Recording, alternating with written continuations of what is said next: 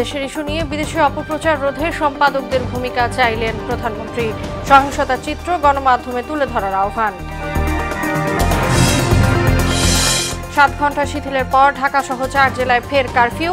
জরুরি খাতে চালু ইন্টারনেট। 5 দিন পর অফিস আদালতে কার্যক্রম। পুঁজিবাজারে লেনদেনে বড় দরপতন, সূচকও নিম্নমুখী। ধাক্কা কাটাতে সময় লাগবে 2 মাস বলছেন সংশ্লিষ্টরা। এবং উৎপাদন বাড়লেও স্বাদ গন্ধ নেই চাষের মাছে। বাড়ছে স্বাস্থ্য ঝুঁকি, কৃত্রিম খাবার বর্জন সহ একগুচ্ছ পরামর্শ গবেষকদের।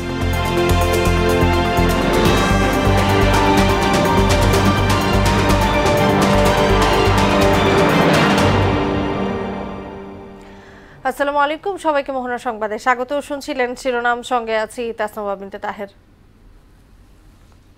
এবার বিস্তারিত।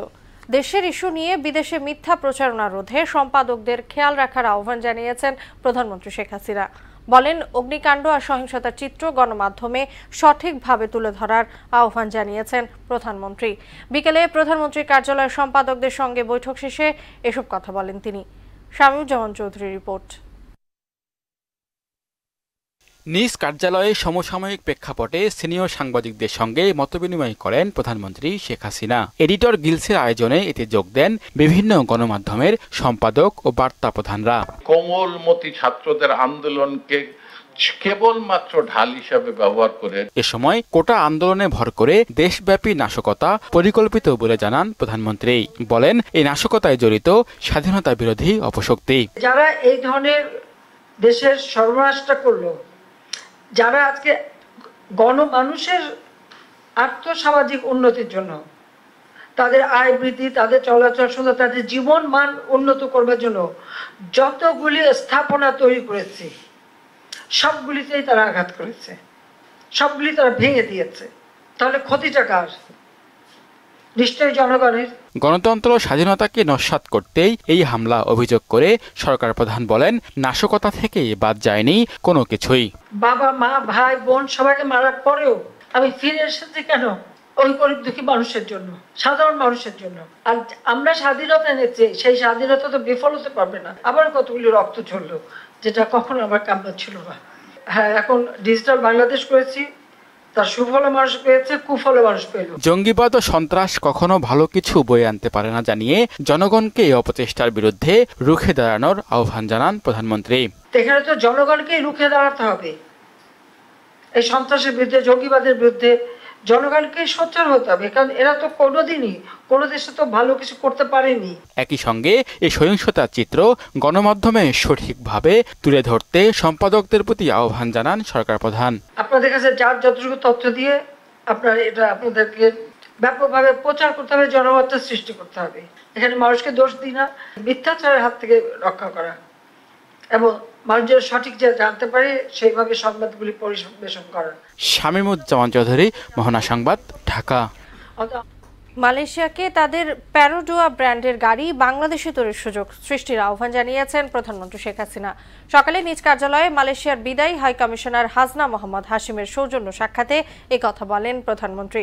বৈঠকে হাসনা মোহাম্মদ হাশিম বলেন, স্থানীয় পিএইচপি মোটরস মালয়েশিয়ান ব্র্যান্ড প্যারাডোয়া গাড়ির অ্যাসেম্বলিং করছে। বৈঠক শেষে প্রধানমন্ত্রী প্রেস সচিব মোহাম্মদ নাইমুল ইসলাম খান জানান, পিএইচপি মোটরস মালয়েশিয়ার মোবাইল ব্র্যান্ড প্যারাডোয়ার সাথে তাদের গাড়ি ও এসইউভি একত্রিত করে স্থানীয় বাজারে বিক্রির জন্য চুক্তি করেছে। দেশকে অচল করতেই বিএনপি জামাতে জঙ্গিরা নৈরাজ্য সৃষ্টি করেছে বলে জানিয়েছেন স্বরাষ্ট্রমন্ত্রী আসাদুজ্জামান খান কামাল। বলেন, পরিস্থিতি অনেকটাই নিয়ন্ত্রণে এসেছে। আর শিক্ষামন্ত্রী বললেন, স্কুল কলেজ খোলার বিষয়টি পর্যবেক্ষণ করা হচ্ছে, তবে সর্বোচ্চ গুরুত্ব দেওয়া হবে এইচএসসি পরীক্ষায়। সচিবালয়ে আলাদা অনুষ্ঠানে এসব কথা বলেন তারা। নাসির উদ্দিনের রিপোর্ট। কোটা সংস্কারের দাবিতে মাসের শুরুর দিকে আন্দোলনে নামে শিক্ষার্থীরা। অন্য পক্ষ সুযোগ নিলে যা রূপ নেয় সহিংসতায়। এতে পুলিশের 3 জন এবং আনসারের 1 সদস্য নিহত হন। সচিবালয়ে নিজ নিজ বাহিনী এবং স্বরাষ্ট্র মন্ত্রণালয়ের পক্ষ থেকে নিহতদের পরিবারকে আর্থিক সহায়তা দেওয়া হয়। এ সময় স্বরাষ্ট্রমন্ত্রী বলেন, আন্দোলনকে পুঁজি করে সহিংসতা করেছে স্বাধীনতা বিরোধী চক্র, তবে পরিস্থিতি অনেকটাই নিয়ন্ত্রণে রয়েছে। যখন এই দেশের জনগণ ফিল করবে যে স্বাভাবিক হয়েছে, আমরা তাৎক্ষণিকভাবে আমরাই উঠে নিয়ে যাব। আপনারা নিজেরাই টের পেয়েছেন, গ্রাজুয়ালি এটা নিয়ন্ত্রণে আসছে। নৈরাজ্য সৃষ্টিকারীদের শক্ত হাতে দমনের হুঁশিয়ারিও দেন মন্ত্রী। আমাদের সর্বশক্তি দিয়ে তাদেরকে আমরা একের পর এক চিহ্নিত করব, তাদেরকে আইনের মুখোমুখি করব। এটাই আমরা এখানে থেকে এক পাও বিচ্যুত আমরা সরে দাঁড়াবো না। এদিকে সচিবালয়ে স্বরাষ্ট্র মন্ত্রণালয়ে 4 মন্ত্রী প্রতিমন্ত্রীর বৈঠক শেষে শিক্ষামন্ত্রী জানান, স্কুল কলেজ খোলার আগে পরিস্থিতি আরও পর্যবেক্ষণ করা হবে। বিদ্যালয়গুলোকে নিয়েও কাজ করতে হয়, তো সেটা পরিস্থিতি এখনো আমরা পর্যবেক্ষণ করছি। আরেকটি বিষয় হচ্ছে আমাদের যেটা অগ্রাধিকার, সেটা হচ্ছে উচ্চ মাধ্যমিক পরীক্ষার যে প্রক্রিয়াটা, সেটাকে যাতে করে পুনরায় যাতে করে শুরু করা যেতে পারে। এছাড়া নিজ দপ্তরে সাংবাদিকদের সঙ্গে কথা বলেন বিদ্যুৎ, জ্বালানি ও খনিজ সম্পদ প্রতিমন্ত্রী। জানান, বিদ্যুৎ বিল দেওয়ার ভোগান্তি কমানোর চেষ্টা চলছে। যেহেতু ব্যাংক বন্ধ ছিল, যার কারণে অনেক বুথে টাকা নেয় নাই, কিন্তু আমরা এখন বলে দিয়েছি, যেহেতু ব্যাংক ওপেন হয়ে গেছে, আমরা বলে দিয়েছি যে সেই সমস্যাটা যাতে না থাকে। এ মাসের শেষ নাগাদ গ্যাস সংকট কমবে বলেও আশ্বাস দেন প্রতিমন্ত্রী। 29-30 তারিখের মধ্যে আমাদের এই গ্যাসের সমস্যাটা, অর্থাৎ এফএসআরইউ সমস্যাটা আমরা মিটে যাবে। নাসির উদ্দিন, মোহনা সংবাদ, ঢাকা। মধ্যপ্রাচ্য সহ পশ্চিমা বেশ কয়েকটি দেশে বিএনপি জামাত জঙ্গি গোষ্ঠী পাকিস্তানিদের সঙ্গে মিলে অপপ্রচার করছে বলে জানিয়েছেন পররাষ্ট্রমন্ত্রী হাসান মাহমুদ। বিকেলে রাষ্ট্রীয় অতিথি ভবন পদ্মায় এক ব্রিফিংয়ে তিনি একথা জানান।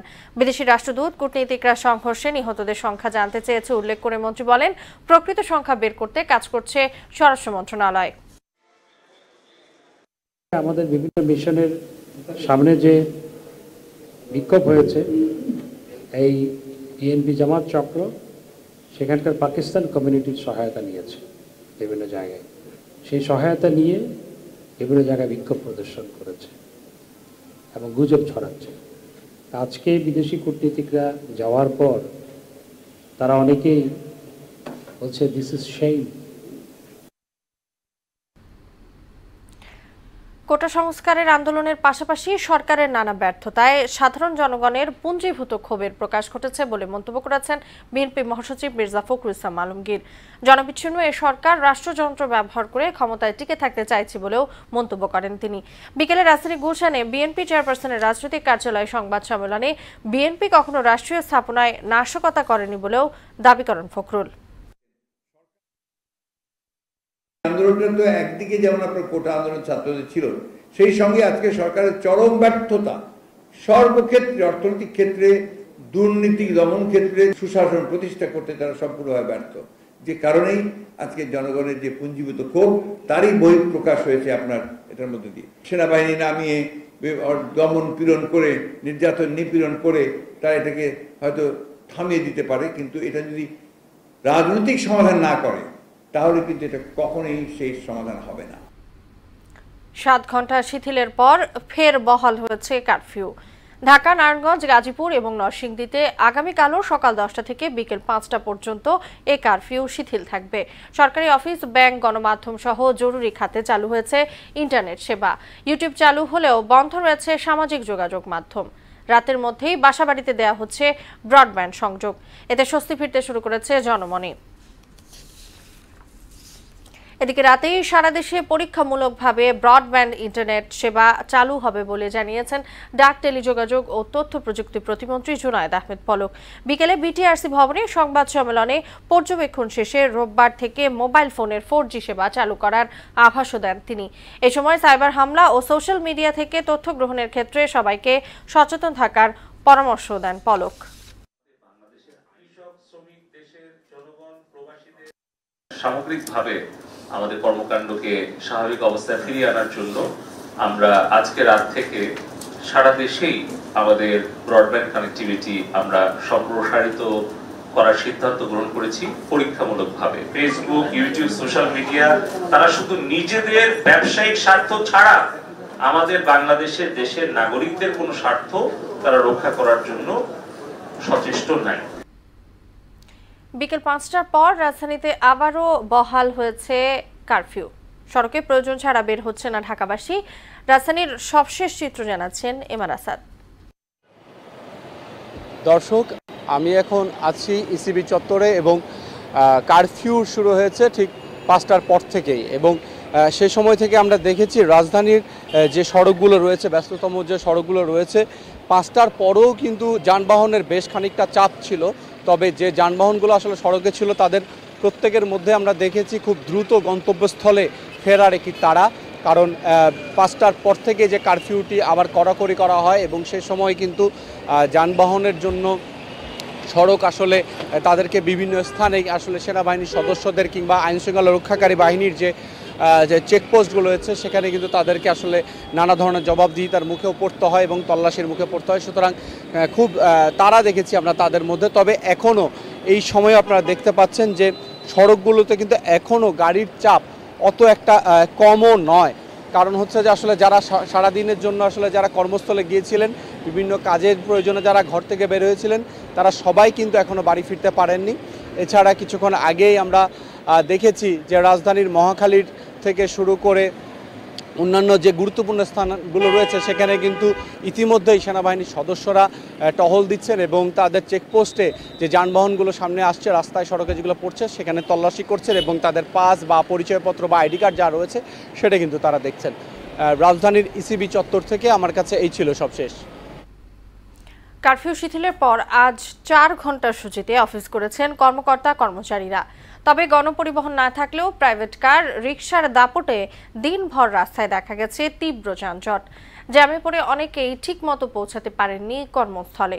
তবে ইন্টারনেট স্বাভাবিক না থাকায় ভোগান্তি ছিল ব্যাংকপাড়ায়। আরও জানাচ্ছেন উষা ফেরদৌস।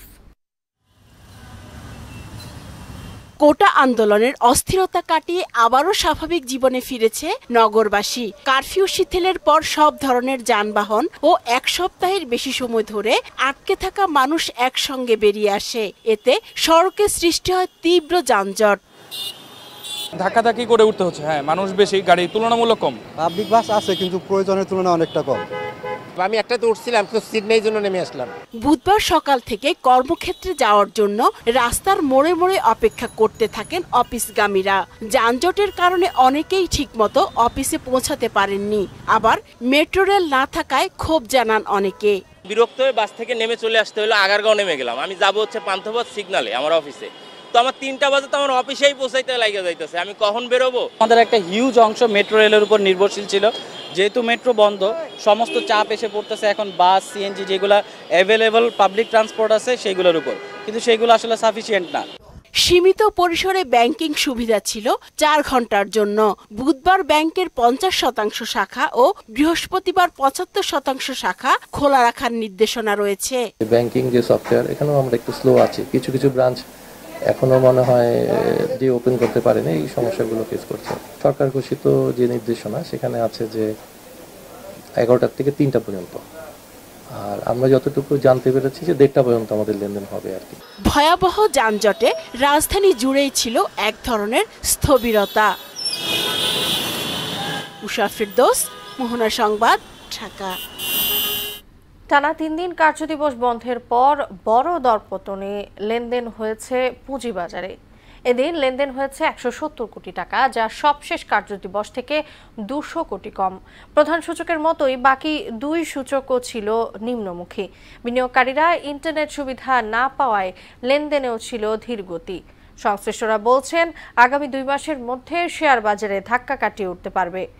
মনির ওসামের রিপোর্ট। সীমিত পরিসরে চালু হয়েছে ইন্টারনেট, তাই বুধবার 10টার পরিবর্তে লেনদেন শুরু হয় বেলা 11টায়। আগের চেয়ে লেনদেন কমেছে 200 কোটি টাকারও বেশি। লেনদেনের শুরুতেই বেশিরভাগ প্রতিষ্ঠানের শেয়ার ও ইউনিটের দাম পড়ে যায়। এতে ডিএসইর প্রধান সূচক ঋণাত্মক হয়ে পড়ে। দিন শেষে দীর্ঘ হয় দরপতন। ইনভেস্টর যারা আছে তাদের আস্থা ফিরে আসে না পর্যন্ত আসলে বাজার ভালো আর কোনো সুযোগ আমি দেখছি না। আসলে বাজারে ক্রেতা না থাকায় বেশিরভাগ বিনিয়োগকারী হতাশ। পরিস্থিতি উত্তরণে ইন্টারনেট পুরোপুরি সচলের দাবিও জানান তারা। ইন্টারনেট বন্ধের কারণে বলেন আর হচ্ছে আপনার এই কোটা আন্দোলন বলেন, যেটাই বলেন, সবকিছু মিলে আমরা অনেক ক্ষতিগ্রস্ত। যারা ক্ষুদ্র বিনিয়োগকারী আছে তারা যদি শেয়ার বিক্রি না করে ধরে রাখে তাইলে সূচকটা হয়তোবা একটু স্থিতিশীল হইতে পারে। সংশ্লিষ্টরা মনে করছেন এমন পরিস্থিতিতে আশঙ্কাজনকভাবে কমবে বিদেশি বিনিয়োগ, উল্টো বিক্রির দিকে মনোযোগী হবে তারা। একটা স্থিতিশীল পরিবেশ না আসা পর্যন্ত ফরেন ইনভেস্টমেন্ট অবশ্যই আসবে না। এটাই হচ্ছে আমাদের এইখানে ফরেন ইনভেস্টমেন্ট যা অল্প স্বল্প যা আছে ওইটাও আবার সেলের মুখে পড়বে। যার কারণে বাজারের নিচের দিকে যাওয়ার আশাবাদী হওয়ার সুযোগটা একটু কমে যায়। সংকট সমাধানে সূচক ধরে রাখা সহ প্রাতিষ্ঠানিক বিনিয়োগ বাড়ানোর পরামর্শ দিলেন লঙ্কা বাংলার ব্যবস্থাপক। শেয়ার বাজারের যারা গ্রাহক, আমাদের কাস্টমার যারা, তারা টোটালি অন্ধকারে আছে। আমাদেরকে ফোন দিয়ে তারা ট্রানজ্যাকশনগুলো করতেছে। আর 4 দিন পরে যেহেতু একটা বিশেষ পরিস্থিতির পরে মার্কেট খুলেছে, এই অবস্থায় মার্কেটটা আমরা দেখতে পাচ্ছি যে এখন এই 12:30 1.5 ঘন্টার মতো মার্কেটে প্রায় 100 ইন্ডেক্স পড়ে গেছে। লেনদেনের গতি প্রকৃতি আর দেশ স্বাভাবিক থাকলে 2 মাসের মধ্যে শেয়ার বাজার স্থিতিশীল হবে বলেও মনে করেন তিনি। গভর্নমেন্টের যে পদক্ষেপগুলোতে আমরা মনে করতেছি যে খুব দ্রুততার সাথে পরিস্থিতি স্বাভাবিক হবে এবং আমাদের লেনদেন বাড়বে শেয়ার বাজারে এবং এই মার্কেটের যে এখনকার যে সিনারিও, এই সিনারিও পরিবর্তন হবে। মনিরুল ইসলাম, মোহনা সংবাদ, ঢাকা। উৎপাদন বাড়লেও কমেছে মাছের স্বাদ। অল্প জায়গায় অধিক চাষ এবং অতিরিক্ত খাবার দেওয়ার কারণে ধ্বংস হচ্ছে মাছের স্বাস্থ্য। আবার এসব খাবারে মাত্রাতিরিক্ত লেড, ক্যাডমিয়াম সহ ভারী ধাতু থাকায় বদলে যাচ্ছে মাছের প্রকৃত স্বাদ ও গন্ধ। পরিস্থিতি উত্তরণে নোংরা ও অতিরিক্ত আবদ্ধ পানিতে মাছ চাষ এবং কৃত্রিম খাবার বর্জনের তাগিদ দিয়েছেন গবেষকরা। উষা ফেরদৌসের রিপোর্ট। রসনায় বাঙালির জুড়ি নেই, তাই তো মাছে ভাতে বাঙালি মাছ রান্নায় মশলা দিয়ে সর্বোচ্চ চেষ্টা করেন মুখরোচক করতে। কিন্তু তাতেও যখন ফলাফল শূন্যের ঘরে, তখনই বাড়ির কর্তা ব্যক্তিরা বাজারে এসে থরে থরে সাজানো মাছ দেখে হতাশ কণ্ঠে জানান দেয়, মাছের স্বাদ এখন আর আগের মতো নেই। আগে তো শুধু হলুদ মরিচ দিয়ে পাকাইলো খাইছি পেট বইরা, এখন অনেক মশলা দিয়ে পাকায়, তারপর ভালো লাগে না। মাছের টেস্টটা আগের মতো সত্যি কথা বলতে পাচ্ছি না। পরিবেশ দূষিত হয়ে গেছে, আগের মতো স্বাদ আর পাওয়া যাবে না। খাল বিলের যেটা মাছ প্রাকৃতিক উপায়ে যেটা পাওয়া যায়, সেটা স্বাদ অবশ্যই বেশি। দেশি বিদেশি সব মাছে কৃত্রিম খাবার দেয়া হয়। অধিকাংশ খাবারেই মেশানো থাকে সামুদ্রিক পচা মাছ, ট্যানারির বর্জ্য, সীসা সহ ভারী ধাতু। আবার অল্প জায়গায় বেশি চাষ এবং দ্রুত মাছ বড় করতে ব্যবহার করা হয় অ্যান্টিবায়োটিক। এসব কারণে মাছের স্বাদ, গন্ধে পরিবর্তন আসে। প্রাকৃতিক পরিবেশে একটা মাছ যখন 2 বছরে 2 কেজি ওজনের হয়, সেই একই ওজনের মাছ আমরা কিন্তু 1 বছরে তৈরি করছি পুকুরে আমাদের চাষ দিয়ে, খাবার দিয়ে। সুতরাং মাছের যে ন্যাচারাল মেটাবলিজম আছে, সেই মেটাবলিজম কিন্তু একই রকমভাবে মিমিক হয় না বা একই রকমভাবে হয় না চাষের ক্ষেত্রে। তো স্বাভাবিকভাবেই স্বাদ কমে যাবে। কিছু কিছু ফ্যাটি অ্যাসিড চাষের মাছে কম, কিছু কিছু ফ্যাটি অ্যাসিড আবার ওপেন ওয়াটারের বা নদীর মাছে একটু বেশি থাকে। তো সেগুলো স্বাদে বেশি ভূমিকা রাখে, যেটা কখনোই আপনি চাইলেও চাষের মাছে ইনকর্পোরেট করতে পারবেন না। দেশে উৎপাদিত মাছের মধ্যে 13% তেলাপিয়া, পাঙ্গাস 12%, রুই 11%। এর বাইরেও ব্যাপক চাষ হয় শিং, মাগুর, শোল, রাজপুঁটি, পাবদা, ট্যাংরা। তবে অধিকাংশ ক্ষেত্রে মাছ চাষিরা কম বিনিয়োগে বেশি লাভের চেষ্টা করছেন। বিজনেসম্যানদের ওই যে প্রফিট মার্জিন কমায় না, তারা লো কোয়ালিটি ইনগ্রেডিয়েন্ট দিয়ে ফিড তৈরি করে, কিন্তু প্রাইস রাখে হাই। এই ফিডটা খাওয়ানোর পরে মাছের স্বাদ ভালো হবে না, কারণ মাছের স্বাদটা ডিপেন্ড করে অ্যামাইনো অ্যাসিড, ফ্যাটি অ্যাসিড প্রোফাইলিংয়ের উপরে। সো যখন আপনার লো কোয়ালিটি ইনগ্রেডিয়েন্টের দিয়ে খাবার তৈরি করা হয়, সেখানে তো আসলে এটার কম্পোজিশন ভালো হবে না। ফিডটাই কোয়ালিটি সম্পন্ন হতে হবে, তাহলে আপনি স্বাদটা পাবেন। আদারওয়াইজ আসলে স্বাদ ফিরিয়ে আনার মানে কোনো স্পেশাল কোনো ব্যাপার নাই। মাছের স্বাদ, গন্ধ অটুট রাখতে মাটি ও পানি পরিষ্কার সহ মাছের খাবারে গুরুত্ব দেওয়ার পরামর্শ গবেষকদের। উষা ফেরদৌস, মোহনা সংবাদ, ঢাকা। টানা 65 দিনের নিষেধাজ্ঞা শেষে বঙ্গোপসাগরে মাছ শিকার অভিযান শুরু করেছেন বরগুনা উপকূলের জেলেরা। গতরাত থেকে তারা সদল বলে গভীর সাগরে যাত্রা শুরু করেন। প্রজনন ও উৎপাদন বাড়াতে 19 মে থেকে 23 জুলাই পর্যন্ত মাছ শিকারে নিষেধাজ্ঞা আরোপ করে সরকার। এ সময় অনেকটা অলস সময় পার করেন উপকূলের জেলেরা। ভারতের বিপক্ষে ঘরের মাঠে 3 ম্যাচ টি20 সিরিজ সামনে রেখে চরিতা শ্রীলঙ্কাকে অধিনায়ক করে 16 সদস্যের দল ঘোষণা করেছে শ্রীলঙ্কা। দলে ফিরছেন ফার্নান্দো আভিস্কা, বিনুরা, দীনেশ চান্ডিমাল ও কুশল পেরেরা। অধিনায়কত্ব ছাড়লেও দলে থাকছেন ওয়ানিন্দু হাসানাঙ্কা। তবে জায়গা হয়নি 2 অভিজ্ঞ অ্যাঞ্জেলো ম্যাথিউস ও ধনঞ্জয় ডি সিলভার। আগামী 27 জুলাই মাঠে গড়াবে প্রথম ম্যাচ। শেষ করব মোহনা সংবাদ। যাবার আগে শিরোনামগুলো জানিয়ে দিচ্ছি আবার।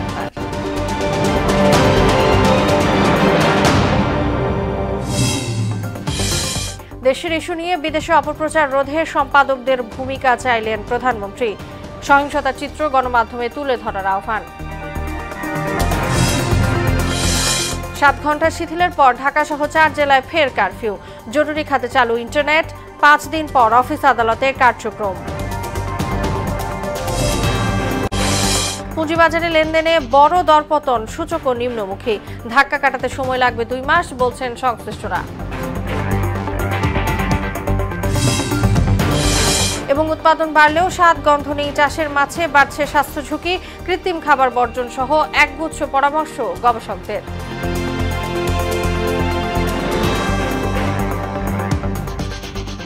এই ছিল মোহনা সংবাদে। পরবর্তী সংবাদ রাত 9টায়। মোহনার সবশেষ খবর জানতে ভিজিট করুন www.mohona.tv।